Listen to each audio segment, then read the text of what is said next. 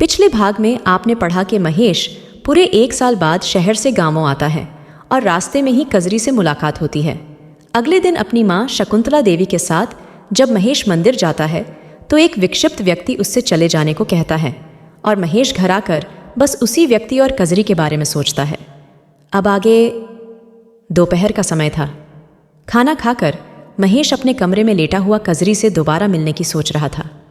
मिलना तो था, और दूसरी बात कि कजरी की अनसुलझी बातें आज तो मैं जान करे ही रहूंगा। आखिर बात क्या है? यह सोच महेश की आंखें लग गई और जगह तो शाम के 5 बज रहे थे। महेश हड़बड़ा कर उठा और तैयार होने चल दिया। बाहर से माँ ने आवाज़ दी, अरे लल्ला कहाँ है तू? महेश बाहर आता हुआ दिखा। अरे लल्ला, इस समय तू इतना बन ठन के कहाँ चला? महेश ने कहा। वो अम्मा, वो क्या लगा रखा है? बताता कहीं नहीं कि इस सांझ ढले मेरा लल्ला कहाँ जा रहा है? वो अम्मा, मेरा एक दोस्त है, गांव के बाहर ही उसका घर है रमित, उसी से मिलने जा रहा हूँ। दिन भर तू क्या किया? अभी क्यों जा रहा है? अभी ना जा, सवेरे चले जाना। अम्मा ने तो 2 टूक तो कह दिया, पर महेश ने बोला, अरे अम्मा, काहे इतना डरे जा रही हूँ? जल्दी आ जाऊँगा। माँ फिर बोली, देख लल्ला, तू जाना चाहे तो जा, मगर ध्यान रखियो वो जंगल वाले रास्ते से ना जाना। वो रास्ता रात तो क्या दिन में भी सही नहीं है, समझा ना? हाँ अम्मा, जो तू कहे वही सही। अब जा, हाँ अब जा और जल्दी आ जाना। पीछे से आवाज आई, रुक जा लल्ला। पीछे मुड़कर देखा तो महेश के चाचा दुर्जन सिंह थे। बोले, रुक, ये चाबी ले, फटफटी खड़ी है, उसे ले जा। महेश ने कहा, जी चाचा जी, और फटफटी स्टार्ट कर महेश निकल पड़ा अपने अनसुलझे सवालों के जवाब ढूंढने। महेश कुछ ही देर में उसी जगह पहुंचा जहां शहर से गांव आया। तब उसी रात कजरी से मिला।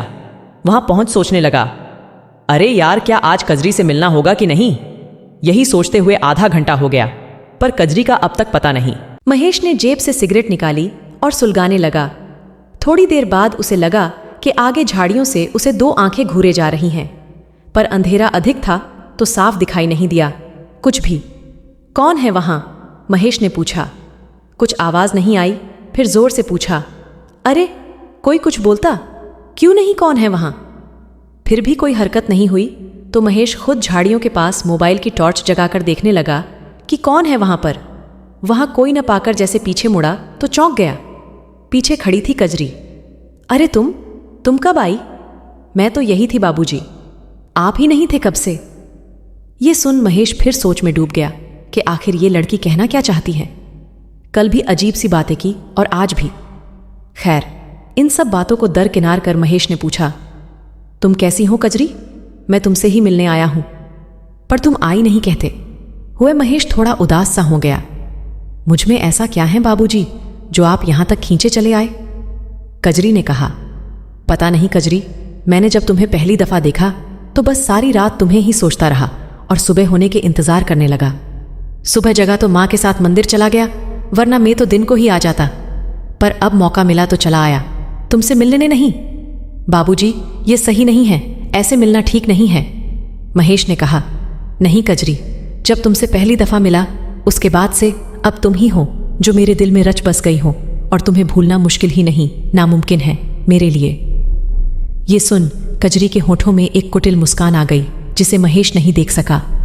महेश कजरी से पूछने लगा उस दिन की बातें जो वो समझ नहीं सका था, पर कजरी ने कहा, बाबूजी, वो वक्त आने पर पता चल जाएगा, हर चीज का एक वक्त होता है। महेश भी सोचा, ये भी ठीक है।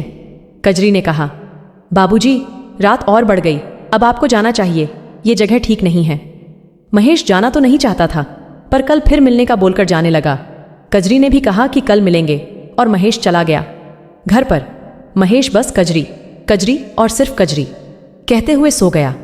रात में जब महेश सो रहा था तो सपने में देखा कि एक लड़की जंगल में भागे जा रही है और डरी सहमी चीखते जा रही हैं, बचाओ बचाओ। पीछे एक आदमी भागे जा रहा है उस लड़की को दबोचने। जंगल और अंधेरा, कुछ समझ में नहीं आ रहा था कि हो क्या रहा है। महेश सपने में ही था। उसने देखा वो लड़की भागते भागते एक झाड़ियों में छिप गई और सांसें फूलने लगी। पीछे वही आदमी आता हुआ दिखा। अंधेरे में ना उस लड़की की सूरत दिख रही थी और ना उस आदमी की। अंदर झाड़ियों में दुबकी हुई लड़की और बाहर वो शैतान। लड़की की सांसों की आवाज सन्नाटे में गूंज रही थी और वो आदमी चुपके से झाड़ियों में घुसकर उस लड़की को दबोच लिया और उसके साथ जबरदस्ती करने लगा। लड़की चीखती रही, चिल्लाती रही, पर उसकी आवाज़ सुनने वाला इस सुनसान इलाके में कोई भी नहीं था। वो आदमी उसकी इज्जत को तार तार करता रहा और वो अपनी इज्जत की भीख मांगती रही। दर्द से वो लड़की चिल्ला रही थी, पर उस वहशी पर इसका कोई भी फर्क नहीं पड़ रहा था। जब उसकी हवस पूरी हो गई तो वो अपनी जगह से उठा और लड़की रोती हुई वहां से उठ उस राक्षस से बोली, भेड़िए, मैं मरते मरते तुझे श्राप देती हूं कि तू कभी खुश नहीं रहेगा। तेरा और तेरे वंश के विनाश होगा। मैं आऊंगी, फिर आऊंगी। ऐसा कहकर वो लड़की पीछे गहरी खाई में कूद गई और एक आखिरी चीख पूरे जंगल में गूंज उठी। अचानक से महेश की आंख खुली। पसीने से तर महेश पानी पिया और घबराते गए। सपने के बारे में सोचता रहा।